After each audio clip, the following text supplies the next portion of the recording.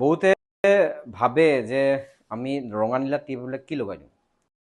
আচলতে আমি এই কথাটো জানিবলৈ আজি ভিডিঅ'টো প্ৰস্তুত কৰিছোঁ যে আমি যে ৰঙা নীলা টেপ কিছুমান লগাই দিওঁ বা আপোনালোকে দেখিব ইণ্টাৰনেশ্যনেল প্লেয়াৰবিলাকে খেলটোত ৰঙা নীলা টেপ কিছুমান লগাই দিওঁ। এইবিলাক কিহৰ কাৰণে লগোৱা হয় আচলতে আজি আমি দেখুৱাম। এখেতৰ এজন পেচেণ্ট আছে যি বহুত পুৰণা, এখন ফ্ৰজেন শ্বল্ডাৰত ভুগি আছিলে। তেওঁ আমি ট্ৰিটমেণ্ট কৰি আছোঁ, বহুতখিনি ভাল পাইছেগৈ, কিন্তু এইন ৰেঞ্জত তেওঁ ইণ্টাৰনেল ৰটেশ্যনটোৰ অকণমান বিষ আছে, যাৰ কাৰণে আমি আজি টেপিং কৰিম। এইটো কোৱা হয়, এই ৰঙা নীলা বেণ্ডেজবিলাকক আমি কওঁ কাইনেজিঅ' টেপিং। ইয়াৰ বেনিফিটটো কি হৈছে যে পেচেণ্টে যদি আমি কেতিয়াবা বেণ্ডেজ কৰি থওঁ, তেতিয়া মানুহে হাতটো লৰাব নোৱাৰে, ইফাল সিফাল কৰিব নোৱাৰে, টাইট হৈ থাকে। এতিয়া এই বেণ্ডেজ কৰাৰ পিছত আমি বেণ্ডেজটো লগোৱা সময়তো ফিজিঅ'থেৰাপি কৰি থাকিব পাৰোঁ, এক্সাৰচাইজ পেচেণ্টজনে কৰি থাকিব পাৰে, আৰু যিটো মুভমেণ্ট সেইটো কেতিয়াও ৰেষ্ট্ৰিক্ট নহয়, অৰ্থাৎ মুভমেণ্টেও কৰি থাকিব পাৰে। তাৰ হৈছে বেনিফিট।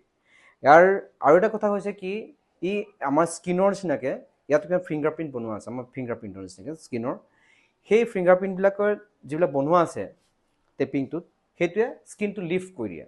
লিফ্ট কৰাৰ লগে লগে আমাৰ বডিত এনেকুৱা এটা এনভাইৰনমেণ্ট ক্ৰিয়েট হয় যাতে বডিটোৱে আমাৰ বেমাৰটো সোনকালে হিল কৰিব পাৰে। আমি দেখুৱাম আজি ফ্ৰজেন শ্বল্ডাৰ এখেতৰ যিটো ষ্টেজ আছে সেই ষ্টেজত কেনেকৈ টেপিং কৰা হয়। তো আমি এইডোখৰত অকণ ইনফ্লামেশ্যন আছে, সেই ইনফ্লামেশ্যনটোৰ কাৰণে তাত টেপিং কৰিম।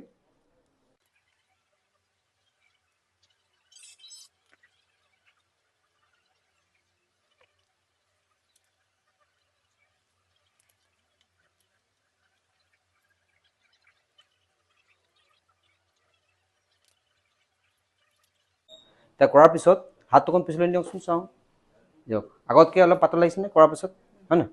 অঁ, তো পেচেণ্টে ইনষ্টেণ্ট ৰিলিফ পায়। যাতে আমি পেইন ফ্ৰী ৰেঞ্জত এক্সাৰচাইজ